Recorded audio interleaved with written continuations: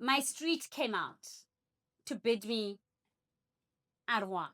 And here I am contemplating, thinking about coming home with my tail between my legs because I just couldn't manage in the UK anymore. Really struggling with the fact that now I needed to show people that I'm not a failure. I needed to prove to them that I was better than the decision I had just made. You know what I did?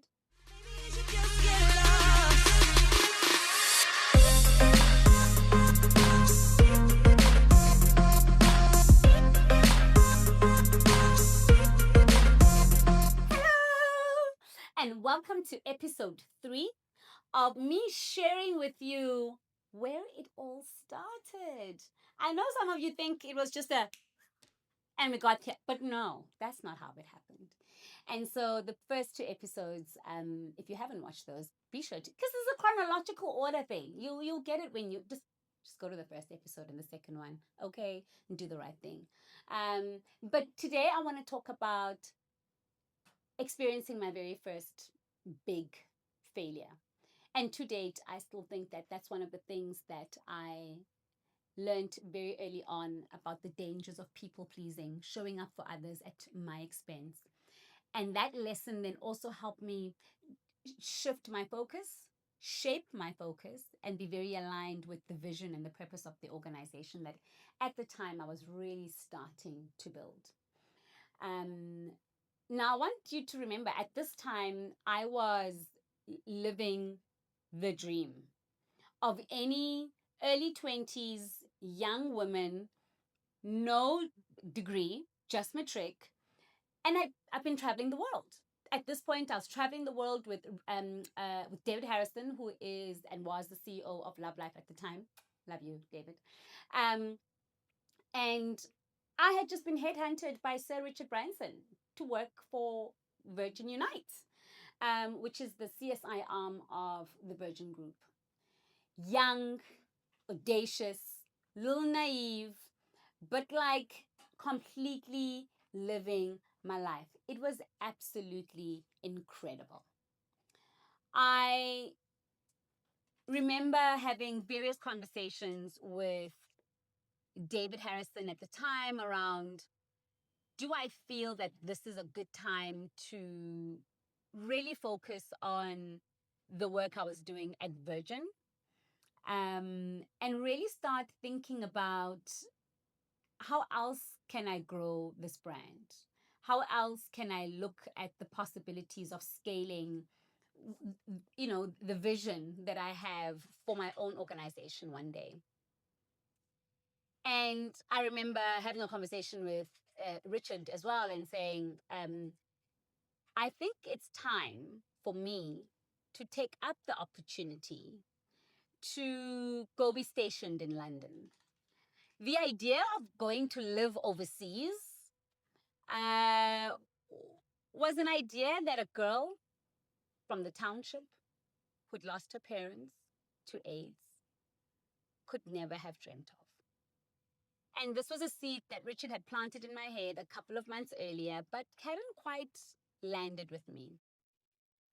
The idea of leaving my grandmother behind, whom had been um, a breadwinner for my brother and I at some point, and the idea of leaving my brother behind and my whole family behind was just so daunting and scary.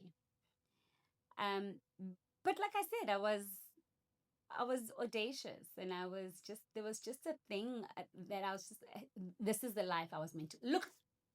I was born traveling, I'm sure, like this, and I just knew that this is just part of the things that I have to do, you know. And I took the job. I took the job to go work for Richard to be based in London, in the UK. And let me tell you, while working for Virgin was and remains one of the best experiences that I ever had, I had a depressive time in London. I went during winter. You wake up, it's dark. When you leave the office, it's dark. It was cold.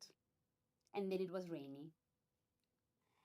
As a bright-eyed African girl who was exposed to the African sun for 9 months out of the year, I struggled with this weather. I then also realized at the time that weather affects my mood. Does it affect weather? Totally affects my mood. I don't know about you, but like if it's bright and sunny outside, you're going to get the best of me. But if it's dark and gloomy, you're not going to get the best of me. And I think very early on, I understood that London was not going to work for me. I want you to imagine this. I'd even had a farewell party. Okay. My street came out to bid me au revoir. And here I am contemplating, thinking about coming home with my tail between my legs. Because I just couldn't manage in the UK anymore. And this felt like a massive fail for me. This felt like such a dampener. It felt like I was giving up on my dream. It felt like I was giving up on the big deal.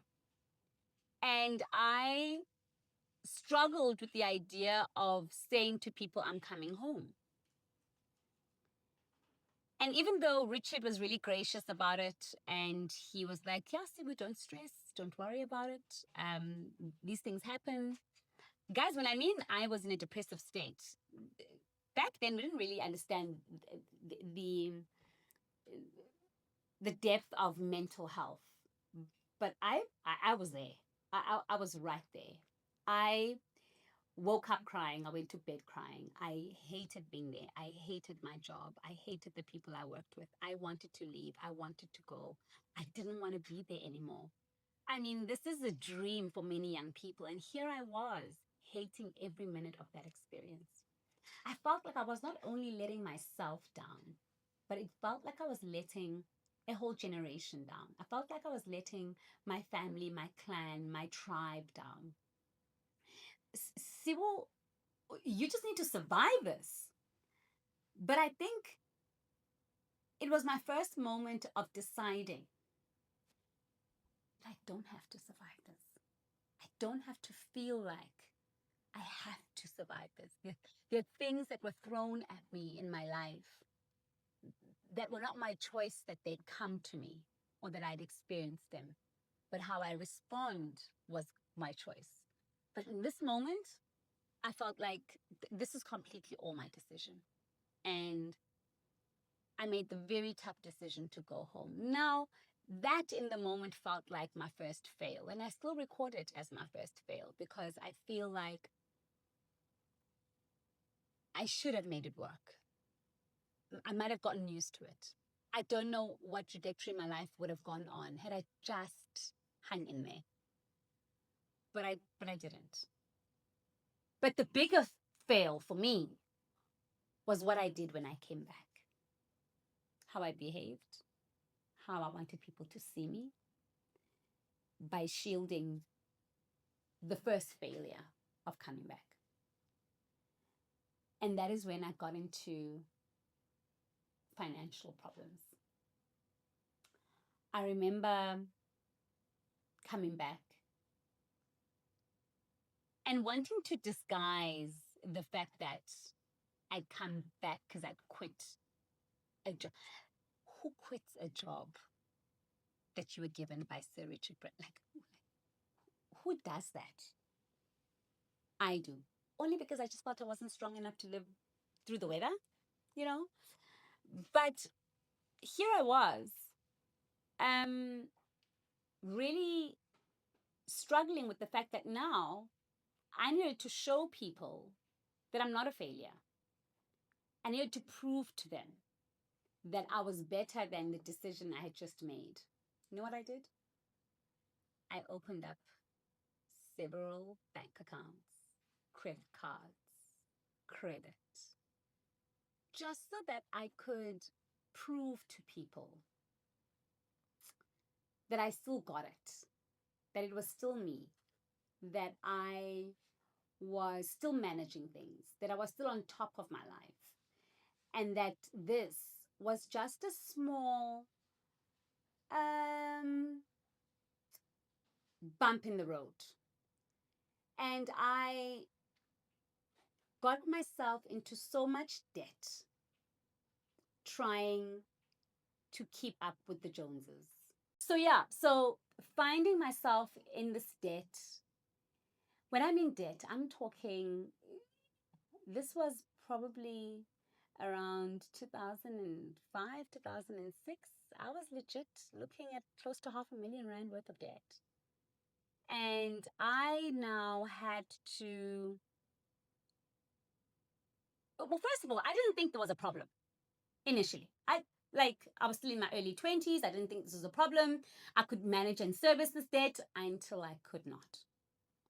Until all of a sudden, all of the challenges that I had financially and the money I was making were just not matching. And that's the other thing, right? When you see us jumping on and off planes, you think that means money to pay your bills. Not in this space. In this space, in the early years, you do a lot of building, a lot of packing. Doesn't always mean there's money. I often say to young people that I talk to and I mentor these days who are constantly chasing the money, I say the money will find you once it meets your expertise and your experience in the space. But you don't get into the space because of the money, because you'll be sorely disappointed. So while I was making money, it was just not enough to service the debt. And there I was, whew, with a lot of debt that took me almost 10 years to sort out. And this is long before the rules that are applying now. You carried that debt on your shoulders until you paid it off, until you anxiously waited for the letter that says you are now clear. Such an embarrassing moment and time in my life, because I didn't stop showing up, right? But it almost felt like it was written all over my face. There is a stigma that comes with you not being able to manage your finances. There is something that comes with you not being able to live within your means. It's like, what's wrong with you? Like, why would you go and borrow 100,000 rand when you're only earning 10,000? Like there's just a feeling of and a sense of you don't know what you're doing, you know. And I felt that on several occasions. It was really, really tough, and I still consider that to be one of my years where I could have spent building, but I spent spending money that didn't belong to me and money that I had to pay back. Not a great start to starting a nonprofit organization. And at the time, if getting funding, the prerequisite was to check how you're doing there by ITC, I wouldn't have gotten the funding. And I wouldn't have I would have been disappointed the group of young women and girls that I had purposed to lead. And so, in closing for this, I want you to ask yourself, are you a money person? Are you a money person? Is money drawn to you? How do you treat money when you get money? How you're behaving right now in your personal life when money is concerned will have a ripple effect on how you will behave when money is in your bank account. And if you are unable to differentiate between the two, you're going to have serious problems. I'm glad that I went through those financial issues in the beginning, because you should see the tight ship I run now. Not a dollar more or less will be spent without me knowing about it. Painful time to go through. Many opportunities missed me because of the crisis I found myself in at the time. But really glad I went through it, because now, years later, I'm able to serve the organization that I founded with the most utmost credibility, knowing that They can ask to see the bank statements anytime, and I'll be proud to show them. And so think about that. Lesson I learned a long time ago.